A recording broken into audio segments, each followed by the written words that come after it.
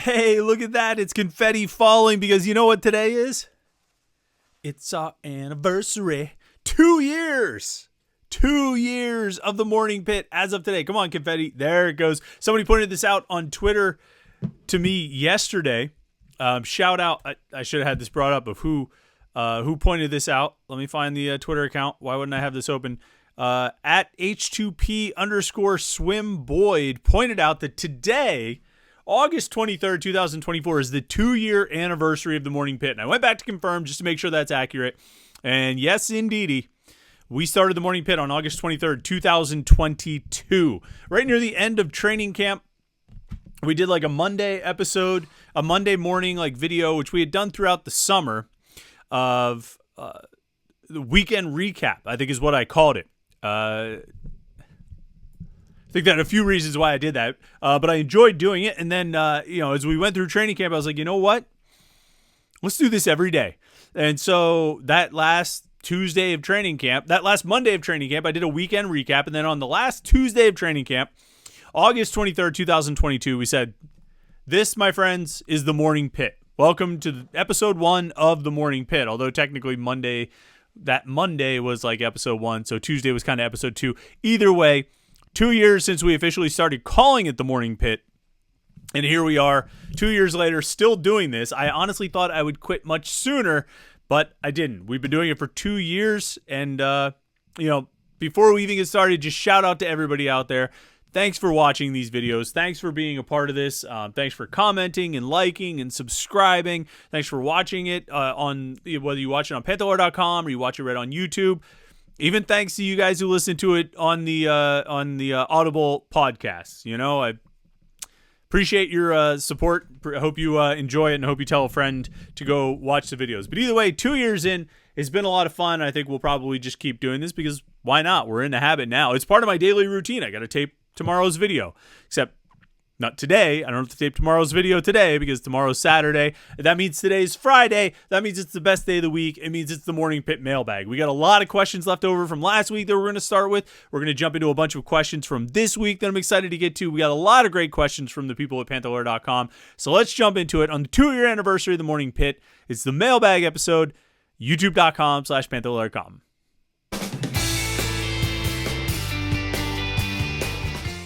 All right, we do it every Friday here on the Morning Pit. It's the Morning Pit Mailbag, youtube.com/Panther-Lair.com. Take questions from the readers at Panther-Lair.com and answer as many as we can here on the Friday episode of the Morning Pit. Of course, you want to be part of this. You want to ask a question for the mailbag. The only way to do it is to be a member of Panther-Lair.com. Go on the premium message board, our Between Fifth and Forbes message board. Each week we put up a thread. You post your questions in there, and we answer as many as we can here on Friday. You say, well, I'm not a member, and I just don't know. I don't know if I want to pay money for it. I don't know if I'm ready to take the plunge. Today's the day to take the plunge because this is the last day of our kickoff promo, okay, where you can get 60% off 1 year of the best pit sports coverage by subscribing to Panther-Lair.com and using the promo code KICKOFF2024. It's one word, no spaces, KICKOFF2024. Kickoff 2024 is the promo code. Use that and you can get 60% off your first year of pit coverage at Panther-Lair.com. I'm going to use this line again because it's my favorite line and today will be the last day that I can do it. When I go to the grocery store and buy the berries and they're BOGO, I'm like, that's an awesome deal. I'm buying lots of berries this week. That's only 50% off.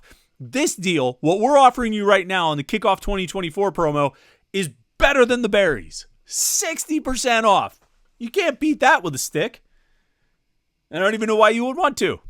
All right, go check it out. Panther-Lair.com, promo code KICKOFF2024 to get 60% off. And then, of course, our YouTube page right here, as we always ask you to do, like this video and subscribe, youtube.com/Panther-Lair.com so you don't miss any pit video content. Let's jump into it. Question from last week. Pit Panther 17 says, predictions on which player will lead the team this season in the following categories: on offense, passing yards, rushing yards, receiving yards, drop passes, fumbles; defense, sacks, interceptions, tackles for loss, tackles, fumble recoveries, and pass breakups. There's a lot in here. I mean, you're asking me about 11 different stat categories. So we'll go through them as quickly as possible. Passing yards is probably the toughest one because it largely depends on what you think is going to happen in the quarterback situation. I'm more and more buying into the general chaos of a quarterback change and a quarterback controversy and a quarterback competition that plays out into the first few weeks of the season, ultimately leading to the leading passer being Eli Holstein.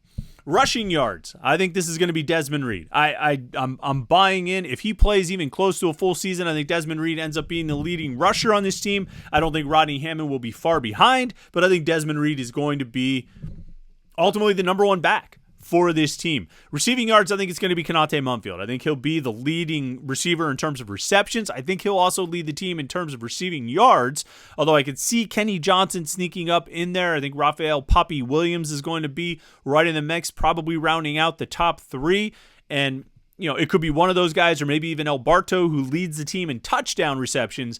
But I think Konate Mumfield is going to be the leading receiver for this team in terms of receptions, which he was last year, and receiving yards. He was second in receiving yards last year to Bub Means. I think he takes that title. Drop passes, I don't know. I haven't seen these guys try to catch passes. So, let me look real quick at last year. And according to Pro Football Focus, who led the team in drops last year? It was Rodney Hammond with 3. Sibo Flemister, Gavin Bartholomew, Dejon Reynolds, Bub Means had 2 each. And then Derek Davis, Jake Renda, Daniel Carter, Malcolm Epps, Kenny Johnson, and Konate Mumfield had 1 each. So this tells us nothing whatsoever. Am I going to pick Rodney Hammond to be the team leader in drop passes and fumbles after already saying I don't think he'll lead the team in rushing? No, I'm not going to say that. I like Rodney Hammond too much, and I think he's too good of a player to put him in the negative on all 3 of those categories. So let's take Dejon Reynolds, third option. Late passes, rushed passes, off-target passes, bounce off his hands. I think he's a good receiver. I think he had a really good reception rate over the final 5 or 6 games last year. But let's just take Dejon Reynolds so we're not just putting it all on Rodney Hammond. I do think he might lead the team in fumbles, though. Rodney Hammond might. But we'll see. Flip it over to defense. Sacks. I'm going to go with Nate Matlack. I set that over-under. If you watched the show on Wednesday night, when Jim and I, during the live show, talked about over-unders, I set the over-under for Nate Matlack sacks at 7.5. And I think he's got a really good chance to go over on that number. And if he does, I think he'll be the team leader in sacks.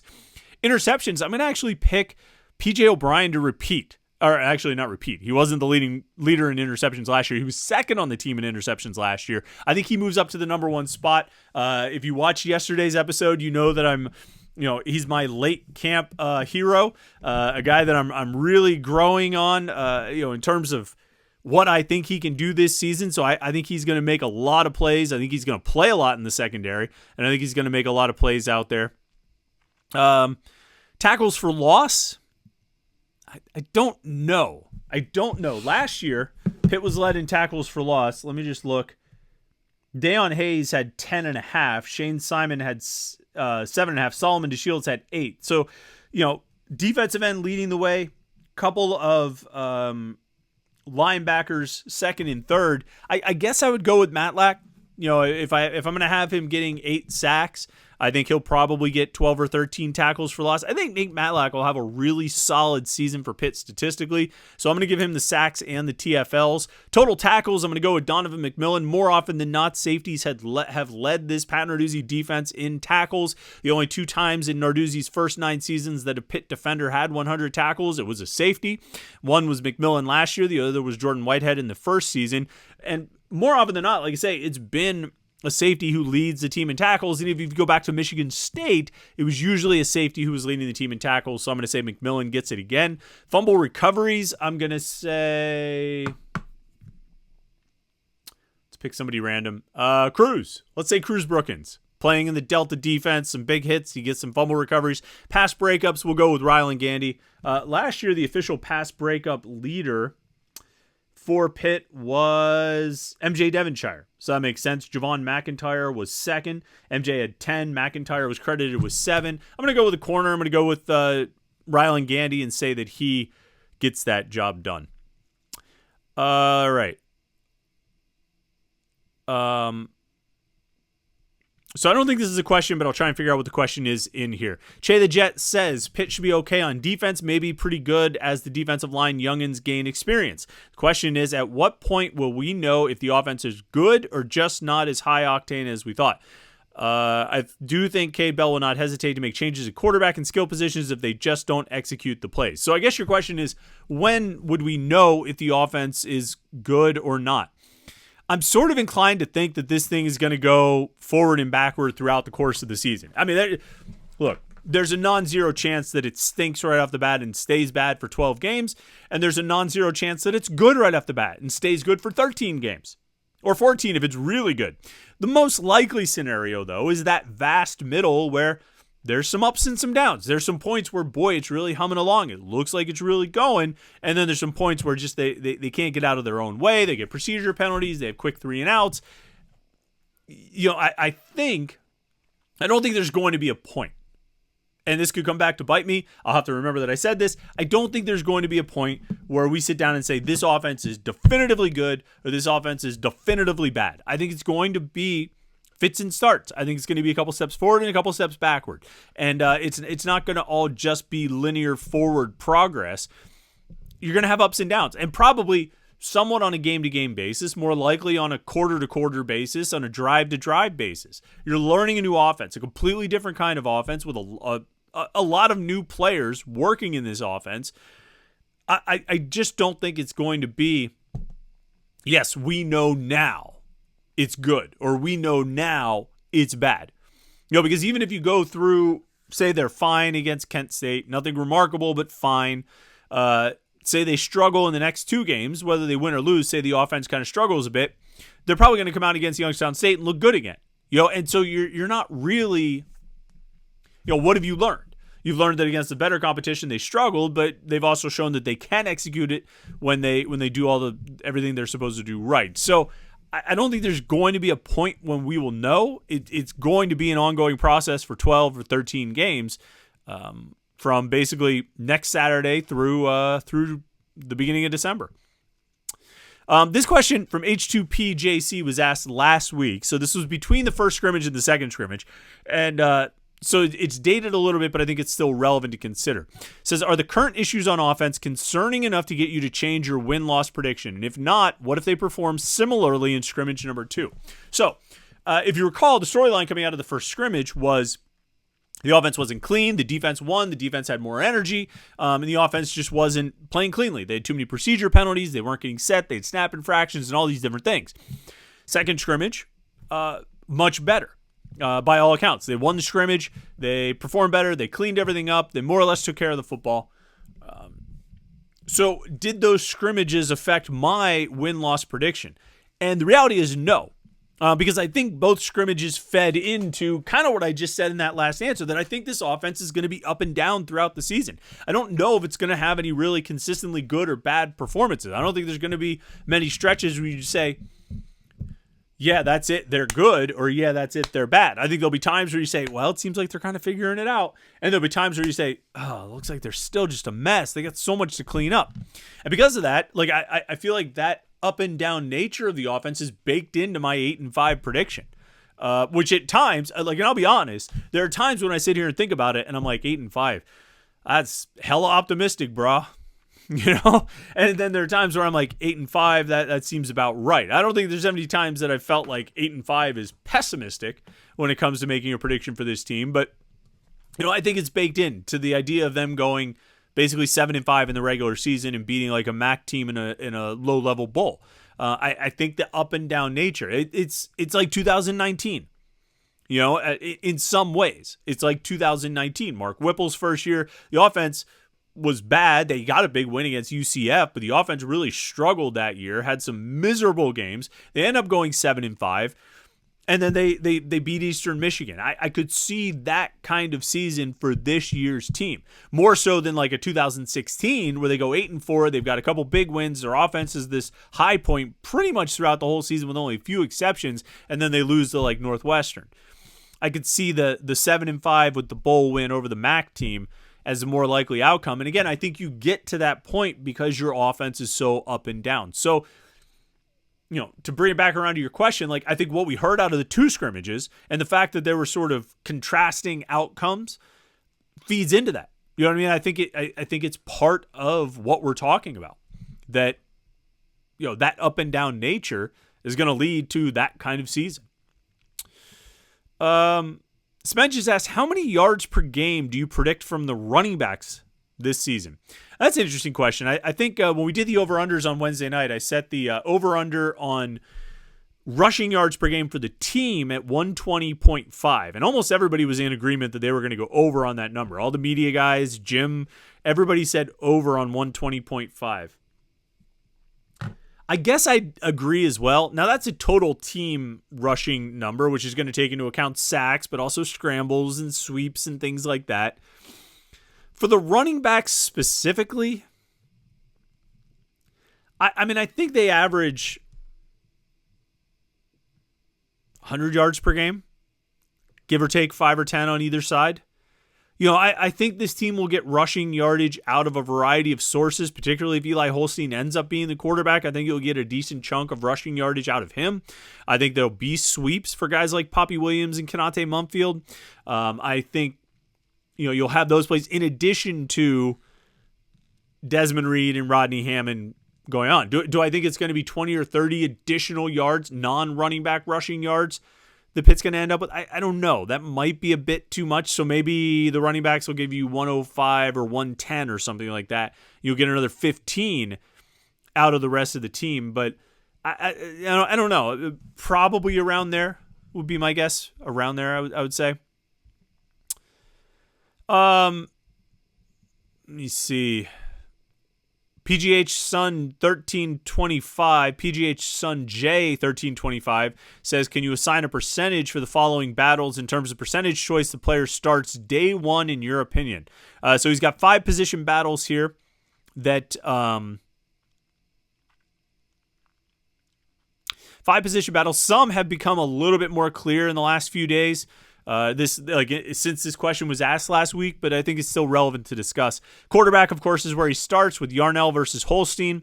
Percentage chance, I'm leaning toward Yarnell starting that first game. I'm really coming around on the idea of multiple quarterbacks, of both quarterbacks playing in that Kent State game, potentially even in the Cincinnati game, before they lock into a full season starter, or what they hope will be a full season starter. So I'd say right now, I would think the percentage chance of Nate Yarnell starting the first game is pretty high. Beyond that, who knows? Ryan Jacoby versus Jason Collier at left guard. I think that's about 90%, 95% Ryan Jacoby. I would think. I think he's pretty firmly ahead of Jason Collier. At center, Terrence Moore and Lyndon Cooper. I think Lyndon Cooper is pretty solid, about 85, 90% in there. It seems like he won that battle. The second cornerback spot, I really don't know. Tavon Lynham and Rashad Battle. I'm leaning Battle, maybe 55 to 45. Maybe it's a little bit more. Maybe it's 60 to 40 or even 65-35. But I think Battle will be the starter opposite Rylan Gandy, and Lynham will rotate in with some of those other guys. And then wide receiver 3, he lists Kenny Johnson, Dejon Reynolds, and Poppy Williams. I think wide receiver 3 is going to be Poppy Williams out of this group. I would put a pretty high percentage, 85%, 80% on Poppy Williams being wide receiver 3, because I think Kenny Johnson will be wide receiver 2. I think Dejon Reynolds will be the guy who rotates in, but if they open with a 3-receiver set, I would probably guess that it'll be Kenate Mumfield, Kenny Johnson, and Poppy Williams. That's my guess. We'll see how that works out, and it might be different every game. It probably will be different every game. Getting into questions from this week, Pit Parade says, for the offense, is it possible that the coaches will deploy a change of pace offense where they break away from up-tempo during certain scenarios in a game? Yeah, absolutely. I think that's a given. And Cade Bell even said that. I think it might have been the first time we interviewed him after he got hired as the offensive coordinator. He said, we're going to have tempo. We're going to use tempo. We're going to go up tempo. But when we need to slow it down, we'll slow it down. He's like, we can slow it down and we can go up tempo. We want to be able to do both effectively. So, yeah, 4-minute drive. I like if this question is, will Cade Bell do at the end of a game this year what Todd Graham did at the end of the Iowa game in 2011? I don't think so. If it's a 4-minute drive and they're trying to drain the clock and end with a field goal or a touchdown or something, I think he can I think he believes he'll be able to use the clock for whatever they need to use it for. If they need to speed it up, if they need to slow it down, I think Cade Bell believes they can do it. H2PJC asks, this week, you've talked about how people around the program are liking the Tim Doust hire. What about the offensive line? What is the perception of Jeremy Darvaux so far? So I don't hear as much about Darvaux as I hear about Tim Doust. That doesn't necessarily mean people are feeling negative about Darvaux. It just means, people are really effusive about Doust. It does seem like the players like Darvaux. There's been talk about how he has kind of loosened that room up a little bit more, maybe encouraged a little bit more of the relationships among the offensive linemen, for whatever that's worth. I've said from the beginning, I think the biggest upside of the Darvaux hire, I think what's most important and probably the thing that made him most attractive as an offensive line coach candidate is his knowledge of the offense. That he could come in, and it's not that a coach, if they kept Dave Borbely or they hired someone who doesn't know the offense, it's not that they couldn't learn the offense. Any new coach who's coming in has to learn the personnel to begin with, so you've already got some learning that has to happen. It's not that. It's not that it's impossible for a new coach to learn, but I think if you're in a situation where the offensive line coach is not learning the offense at the same time as the players, that the offensive line coach already comes in with that knowledge, I think that's hugely important. I think for the quarterback and the offensive line, it's hugely important to come in with that working knowledge, with that base of knowledge, so that you're not figuring it out at the same time as the players. Running back, receiver, tight end, fine. You're all learning together. It's a great group effort. Offensive line, quarterback, I think you need to have all the answers before you get the test. You know what I mean? I think you need to know. So when the players come to you and say, wait, so what are we doing with this? I think you need to be able to tell them right away. Not, let me go ask Coach Bell.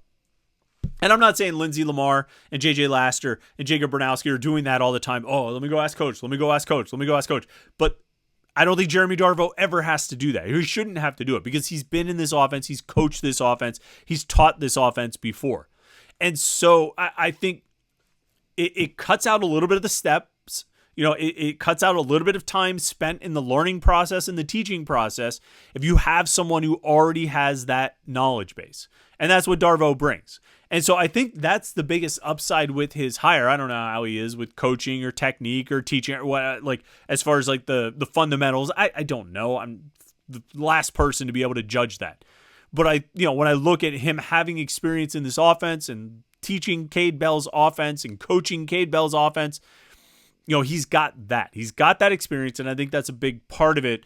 And I think that's one of the biggest parts. So the players have talked about they seem to like him. They like his energy and all this stuff. I think the knowledge is a big help here in trying to get this offensive line acclimated to this new offense and ideally able to execute it adequately when the season starts. All right, that wraps up 2 years of the Morning Pit. It's been a lot of fun. I said it. It's true. I look forward to doing these every day. I certainly look forward to the mailbag where everybody submits their questions, but it's fun. I like to think that it's just a little bit of Pitt sports talk to get your day started. So to everybody who's watched these Morning Pit videos over the last 2 years, thank you so much.